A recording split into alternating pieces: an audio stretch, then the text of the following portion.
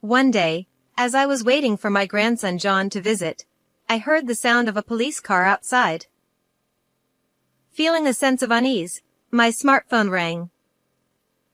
Nancy! John was in an accident and has been rushed to a hospital in the neighboring town. There was no way I could immediately process the words of my son-in-law, Jason, who had hurriedly hung up the phone. Not knowing what else to do, I quickly called a taxi to head to the hospital where John had been taken. Nancy, I'm glad you made it safely. How's John? He's in the operating room now. They told me his life is not in danger. Really? That's a relief. A few hours later, the doctor and a nurse came out of the operating room to inform us that the surgery had gone well. My anxiety and tension immediately turned to relief, and together with Jason, I thanked the doctor multiple times. The doctor simply replied, "No problem," and walked away. While the doctor left, the nurse stayed behind. "Here are John's belongings from the time of the accident." Saying this, the nurse handed us John's tote bag and smartphone. It seems John was on his way back from the supermarket. Jason showed me the contents. The bag was filled with ingredients needed for making hamburgers, such as onions, ground meat, and eggs. Hey. Yes? I felt something was off about the items John had purchased. Why did John? I am Nancy. A long time ago, my husband passed away, and I lived alone at that time. But I was not lonely. Grandma, is this amount of potatoes okay? Yes, it's fine. You've really gotten good at it. That's because my grandson John often came to visit me. On that day, he came to ask for cooking lessons, and we were making soup together. At first, his knife skills were clumsy, but now they've become remarkably good. Oh, Dad just finished work. He says he'll be here in about 30 minutes. Oh, Jason is early today. Let's all eat together then. John's father Jason was my son-in-law. When John came to visit, it's become a routine for Jason to come over for dinner after work. This was because Jason's wife, my daughter Emma, disappeared a few years ago. Emma was a kind child, and she always prepared meals for me when I came home from work. When she became a high school student, she started a part-time job and always tried to give money to the household, saying thank you. I couldn't accept that, but for my birthday, she bought me a very nice bag and I still cherish it. Emma married Jason, and when John was in elementary school, she disappeared without any warning. We filed a missing person report, but the police dismissed it as a family matter. We searched for her ourselves, but never found her. Where was she? What was she doing? Was she even alive? At that time, I was overwhelmed with a mix of anxiety, worry, and the responsibility of needing to properly scold her as a mother. I'm home. Welcome back, Dad. It's already done. Jason came home, and John greeted him happily. The soup, which John had chopped the vegetables for and seasoned, was simmering nicely. Jason took one look and said it looked delicious, patting John on the head. Oh, Dad. Stop that. I'm in high school now. John frowned and pushed his hand away, but he didn't seem entirely displeased. Watching the two of them, I felt a warm smile, but also a bit of guilt. Where could Emma have gone, leaving such treasures behind? Let's eat. Delicious. John had been waiting with an empty stomach, so he couldn't wait for Jason to sit down and started eating first. Seeing him eat so heartily always filled me with a warm feeling. As a growing high schooler, he needed to eat a lot. After Jason sat down, I prayed and began to eat as well. The potatoes were well seasoned, fluffy, and very tasty. To add some color to the table, I also made a salad, though it only had greens since all three of us dislike tomatoes. John, how's school lately? Have you gotten used to high school yet? Yeah. It's normal now. I'm used to commuting, and I have friends, so no problems. Oh, Grandma, let's have Hamburg steak tomorrow. I want Western food. Tomorrow? All right. Don't you want to hang out with your friends? No, studying cooking is more important. John used to visit about once a week, but the visits increased gradually, and he came over almost every day after school at that time. When I asked about club activities, he said he wasn't in any. No matter how many times I asked why, he only said he wanted to study cooking and wouldn't say more. I think he should enjoy his once-in-a-lifetime high school experience more, but this must be John's way of being considerate. Thanks to him, we could eat together as a family and have lively meals, except for one empty seat. One day, John sent a message during the day. I'll come at 5 p.m. to make dinner today. He usually texted in the evening, so I wondered if school ended early today. Maybe he was coming after hanging out with friends, I thought casually. Since I was going to be home all day, it wasn't a problem, so I replied, all right. However, evening came and John didn't show up. Even if he was late, he was usually here by 6 p.m., but it was already past 7 p.m. I worried and tried to call John, but there was no answer. I decided to step outside, and from a distance, I heard police sirens. With a sense of foreboding, I overheard the neighbors talking nearby. A high school student, traffic accident? No way, it couldn't be. The bad feeling grew, sending chills down my spine, and I felt dizzy. At that moment, my cell phone vibrated in my pocket. With trembling hands, I looked at the screen. It was a call from Jason. Hello? Nancy! I just heard that John was in an accident and has been rushed to the hospital in the neighboring town. I'm heading there now. I need you to come too. The address is... Jason hurriedly hung up the phone. My legs gave out, and I sat down on the ground. First my husband passed away, then Emma disappeared, and next was John. I was terrified by the thought of losing everyone around me. I wished it had been me in the accident instead of John. Then, I could have reunited with everyone and lived happily with my family. These thoughts kept flooding my mind, and I was horrified by my own thinking. I realized that my heart was reaching its limit. I couldn't bear to lose another loved one. Gathering all my strength, I stood up, called a taxi, and headed to the hospital Jason mentioned. I shut the door on the dark thoughts that had surfaced earlier and prayed solely for John's safety. The journey to the hospital, which should have taken about 10 minutes, felt like hours to me. I quickly walked from the taxi to the waiting room Jason had mentioned. Opening the door, I saw Jason sitting on a chair, sighing and staring at the floor.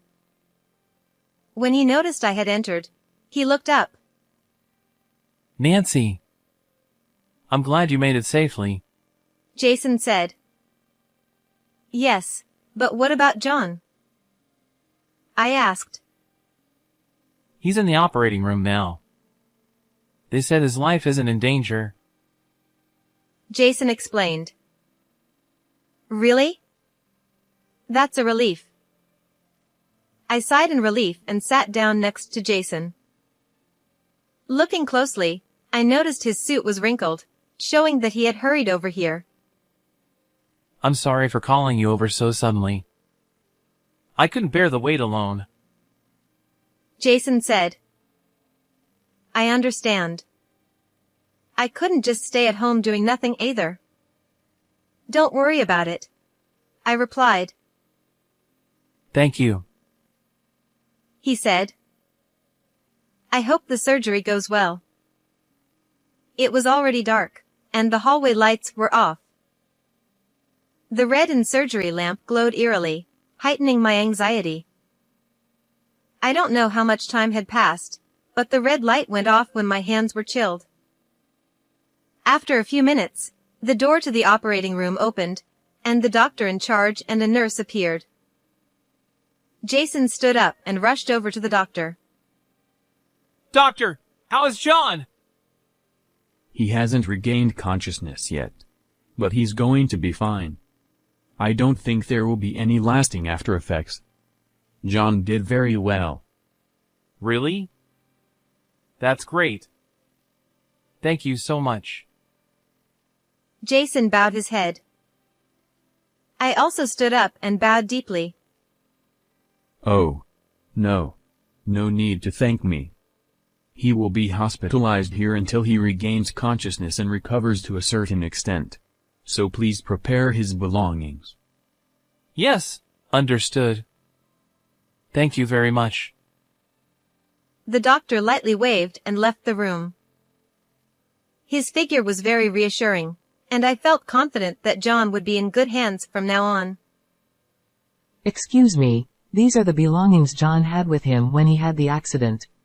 The nurse handed John's tote bag and smartphone to Jason, said a quick, I'm going to go. And followed the doctor. It looks like John was on his way back from the supermarket.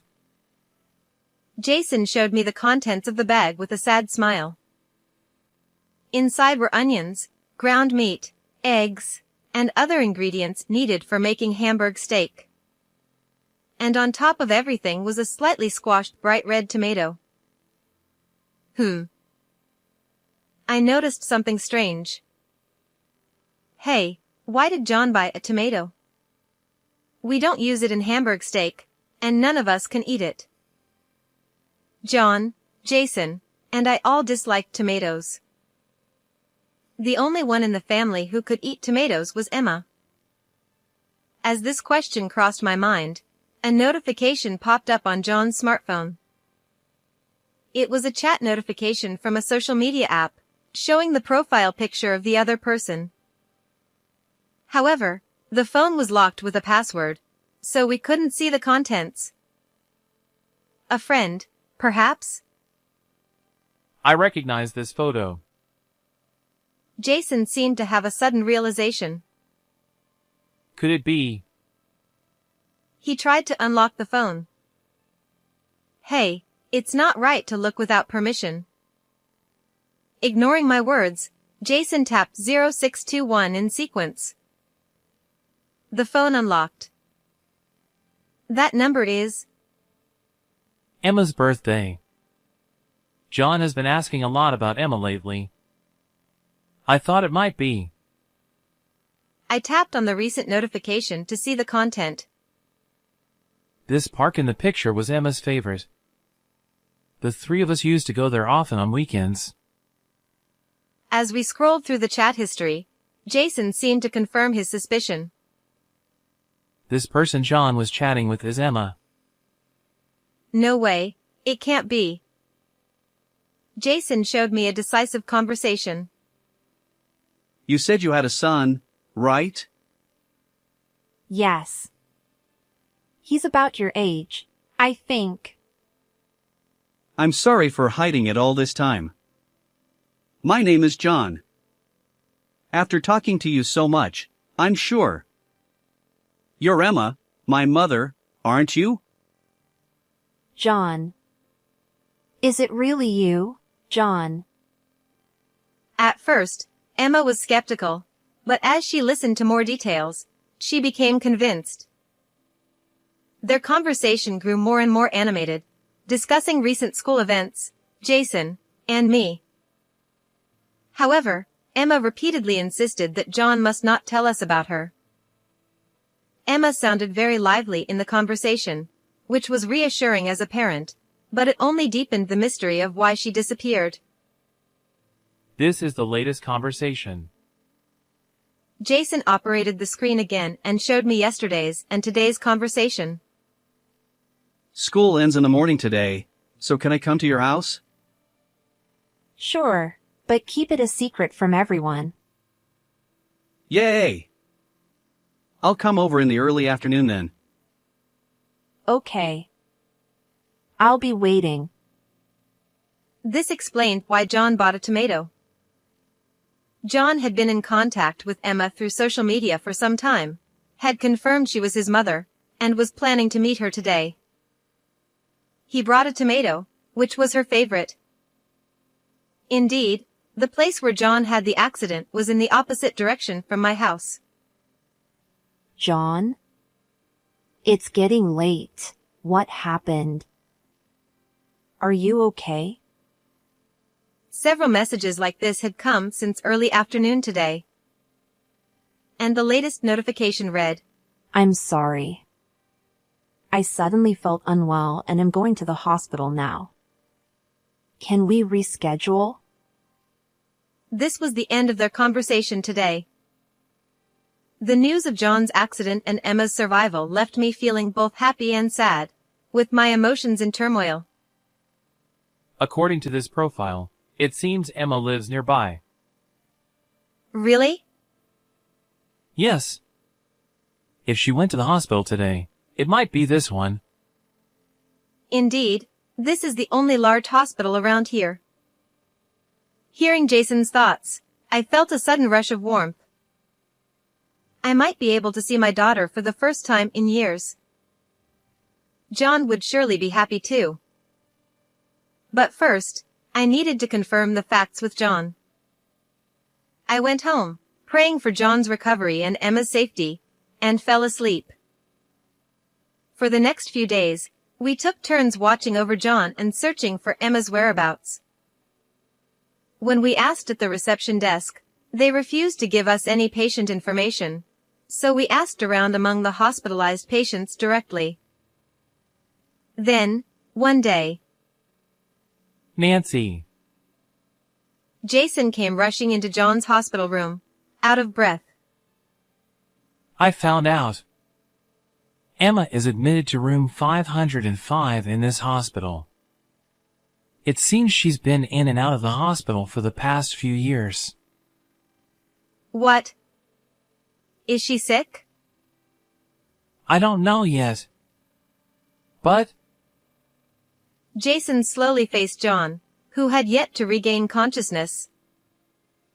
He gently held John's limp hand. finally, the day has come. We can see Emma. Right, John? You want to see Mom too, don't you? Thank you for finding her.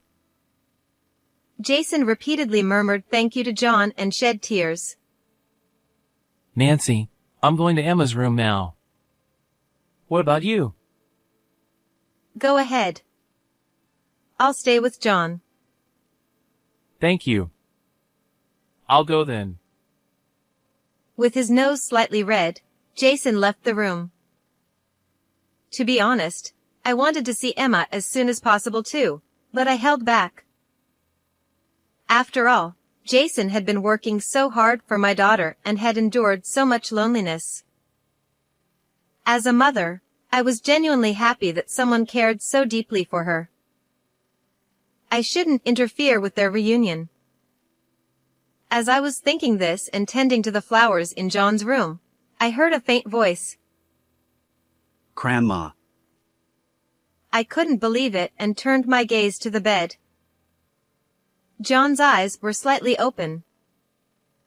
Seeing this, I immediately rushed to his side. John. I'm so glad. Wait, I need to call the nurse right away. Dad, where is he? Oh, right. I need to contact Jason too.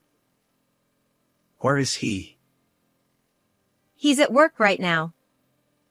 He had a meeting he couldn't miss. I see. John murmured and smiled. But he'll come as soon as he hears you've woken up. I don't know why I lied about Jason being at work. But I felt I needed to confirm things about Emma with John first. It pained me a little to make John talk right after waking up. Then the doctor and nurse came in to examine him, so I had to leave the room. Shortly after, Jason arrived. Is it true he's awake? Yes, the doctor is with him now. That's great, really great. Looking closely, Jason's face was even redder than before, and his eyes were slightly swollen. How was Emma? Well, I did get to see her, but... But what? Jason hesitated and avoided meeting my eyes. Then, he resigned and murmured. Emma doesn't have much time left. What? No. She's been suffering from a severe illness for about 5 years, and it's a miracle she's still alive. They said the day John had his accident, she was also brought in by emergency services. Jason smiled sadly and painfully. To finally reunite, only to have to say goodbye so soon. How heartbreaking. As soon as we met, Emma scolded me. She said she left because she didn't want to cause any trouble. Emma is a kind child. I took advantage of her kindness. But I should have realized it. I failed as a husband. Don't blame yourself. She did it because she wanted you to be happy. I'm sure of it. Yes, you're right. I shared Jason's feelings of guilt. Emma was so kind and always put others before herself. That's why we needed to pay more attention to her. We should have searched harder, like John did. But it's too late for regrets now. So, I decided to make the remaining time meaningful for Emma and John. With this resolve, I clenched my fists tightly. A few days later, John had completely regained consciousness and was now focused on rehabilitation. Hospitals are so boring. I'm already feeling better, and I want to go back to school soon. He said these carefree words. I thought it was about time to bring it up and started to talk about Emma. By the way, John, where were you heading that day? It was in the opposite direction of my house. Oh, that. I was going to the supermarket in the next town. It's big and cheap, but it's far from Grandma's house and hard to get to. John answered, clearly avoiding eye contact. John, please tell me the truth. The truth? What are you talking about, Grandma? I'm sorry, John, but we know everything. You were going to see Emma that day, weren't you? John's shoulders twitched, and he looked at me wide-eyed in surprise. How did you know? Did you go through my phone without permission? He glared at me as if to say, How dare you? I was a bit taken aback since I had never seen him look at me that way, but I couldn't back down now. I'm sorry about that. A notification came while you were asleep, and so... That doesn't mean you can just... No, it's not your fault, Grandma. I'm sorry for raising my voice. John slumped his shoulders and looked out the window. When I was in middle school, Dad was often tormented at night, calling out Emma, Emma. So I thought I had to do something and started searching.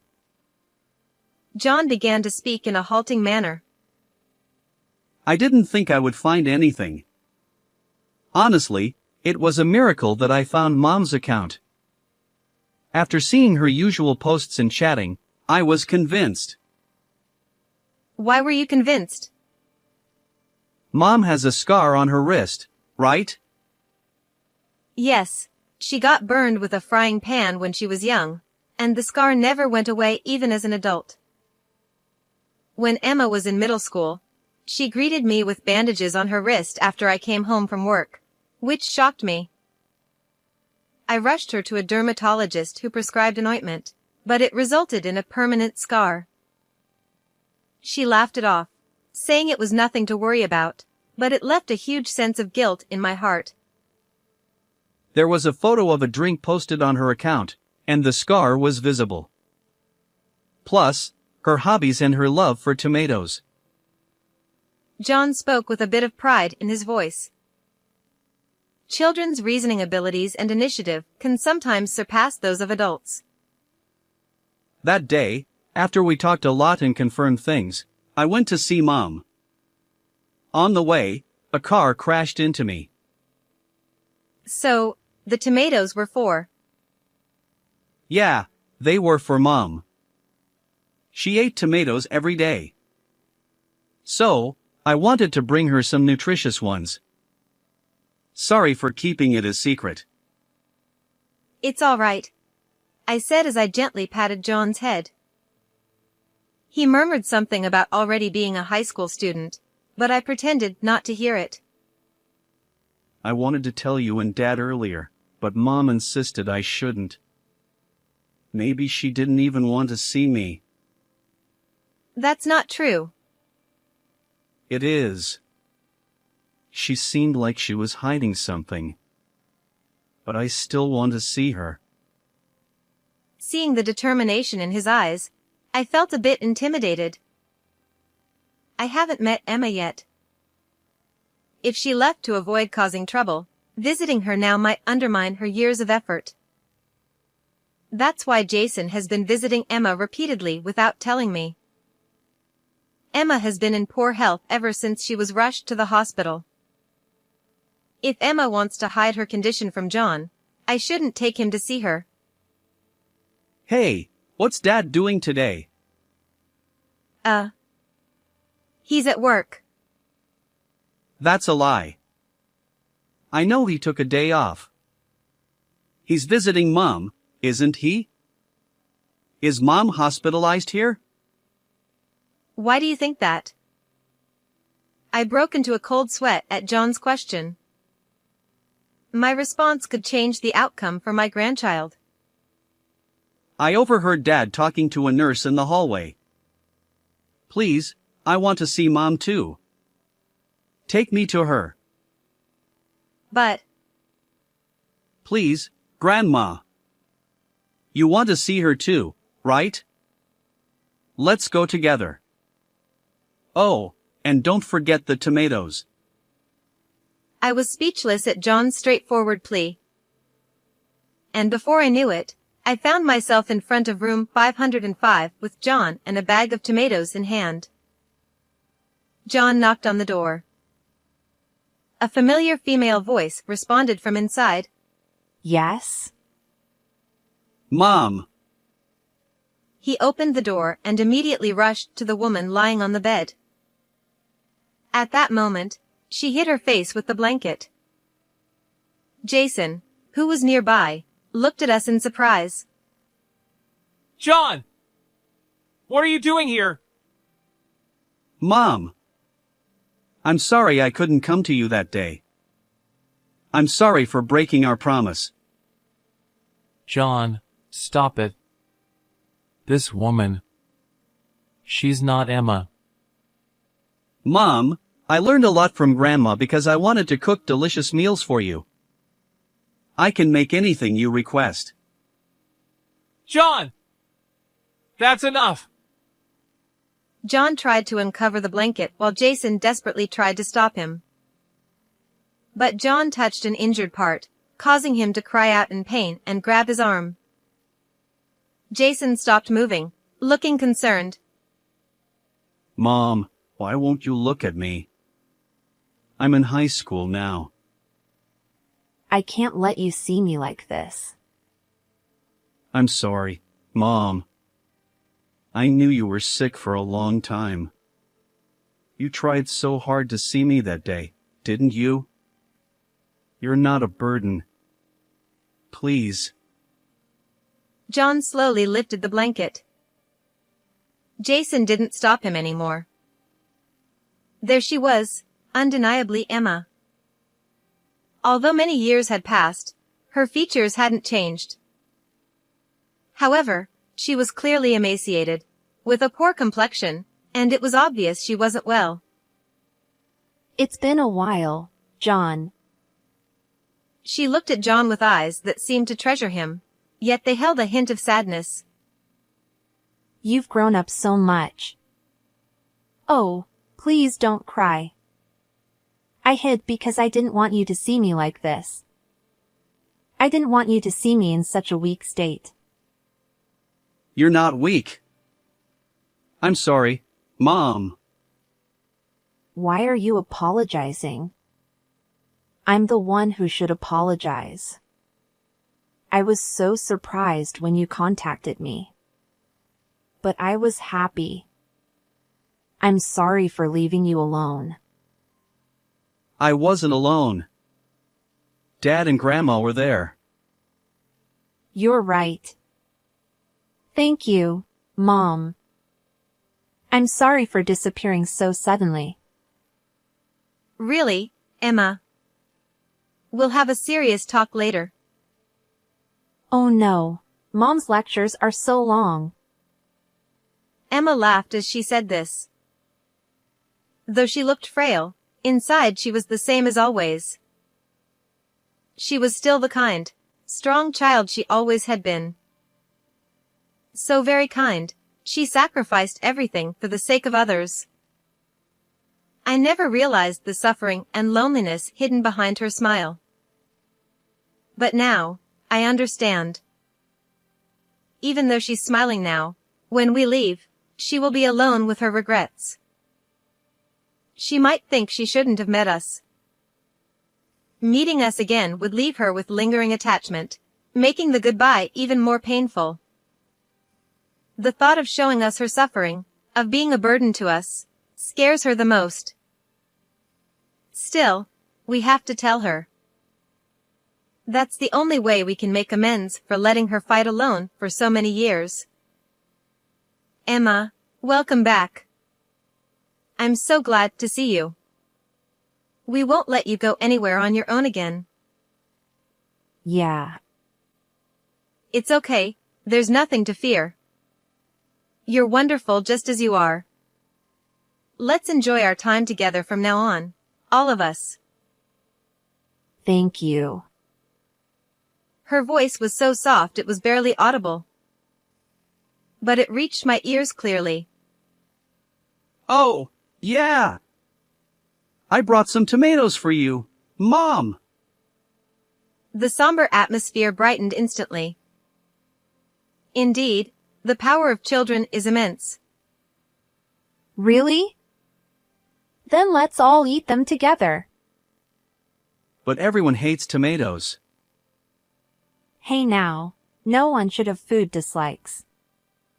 We're all going to overcome that right here. With Emma's encouragement, we all ate tomatoes together. John seemed to have already overcome his dislike for tomatoes and ate them happily. Jason and I hesitated at first, but as we were forced to eat them, memories with Emma flooded back, and we all ended up crying as we ate. For the first time in my life, I thought tomatoes were delicious. After that, Emma's health improved slightly, but then quickly worsened again, repeating this cycle. A week after our reunion, Emma passed away.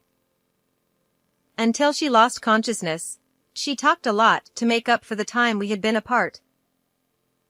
And until the very end, we were all together as a family. Afterward, John was discharged from the hospital and attended the funeral, able to walk normally. Following Emma's wishes, we held a family funeral, as she felt uncomfortable with large crowds. We prepared a lot of tomatoes as offerings. We explained Emma's entire story to Jason's parents and deeply apologized. They were very kind and reassured us, saying it was okay. Though there were few attendees, the funeral was not modest. Emma was a beloved daughter, cherished by everyone. After that, John and Jason moved in with me. We learned the importance of spending time together from Emma. I want to stay together forever. But I still have regrets. While I was happy to see Emma at the end, the sadness of watching her pass away before my eyes was overwhelming. Most of all, I hated myself for not knowing about her illness and being unable to do anything until the end. One day, John came to me with tomatoes and said, I want to become a doctor, a farmer, or a culinary researcher. I want to save people like Mom if I become a doctor, grow tomatoes that made Mom feel better even for a moment, and make people smile with the cooking Grandma taught me. John. Watch and see what I become. So, Grandma, you have to stay healthy until then. Here, I brought you a tomato. Saying this, he went back to his room. Children sometimes touch us deeply. But the truth is, I'm being saved by John too. Maybe I'll make some meat sauce with these tomatoes today. At some point, our family became a family that loves tomatoes.